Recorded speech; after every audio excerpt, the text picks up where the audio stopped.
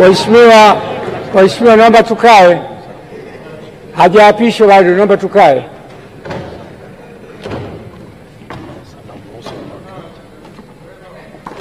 Sasa namruhusu mwakilishi wa Mheshimiwa Rais aweze kurudi kwenye majukumu mengine. Asante sana kamanda.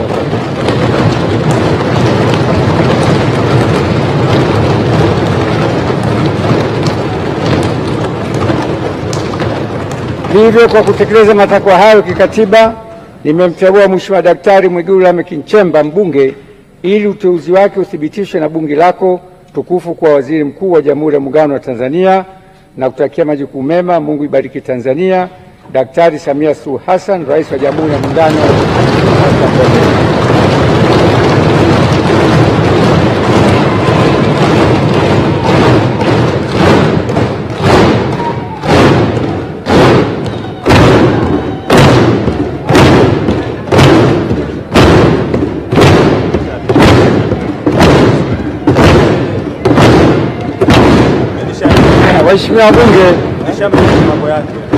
Waheshimiwa wabunge,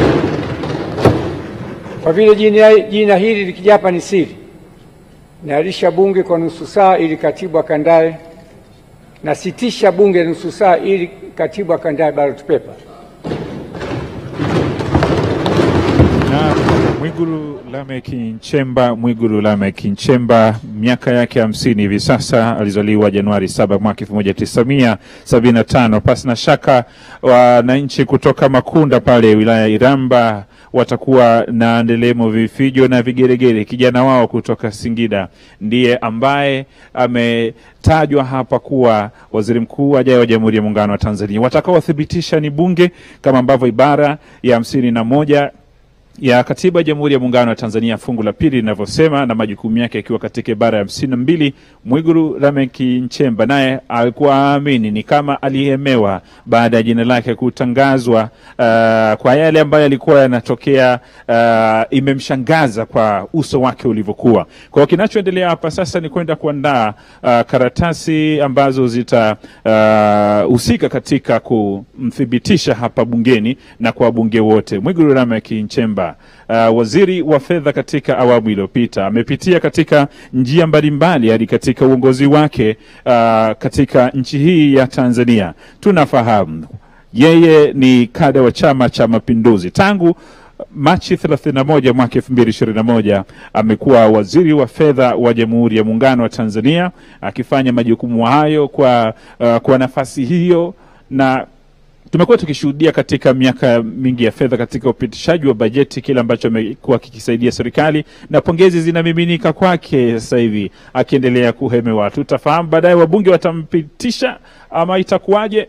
Itakuwa ni baada ya nusu saa ambayo spika wa bunge ameitangaza hapa. Anaendelea kuchukua pongezi zake ama maua yake kwa kutajwa tu hilo jina, basi itakuwa ni heri kwake. Na tumesema wananchi wa kule Makunda, Iramba, Singida, pasi na shaka huko sasa hivi watakuwa wanasikilizia ndelemo, vifijo na vigeregere vikiendelea katika maeneo haya. Amekuwa mbunge wa Iramba Magharibi tangu mwaka 2010 na karejea 2015 katika uchaguzi wa 2015, 2020 na amerejea tena kwa mwaka wa 2025. Wakati hayo yakiendelea, tukisubiri mchakato huo wa kurejea hapa kwa ajili ya zoezi la uthibitishaji, na kwa mujibu wa Katiba ya Jamhuri ya Muungano wa Tanzania, kama akithibitishwa hapa, basi shughuli itakayokuwa inafuata ni kwenda kuapishwa na Rais wa Jamhuri ya Muungano wa Tanzania. Mwigulu Lameck Nchemba ambaye ametajwa hapa baada ya jina lake kuletwa na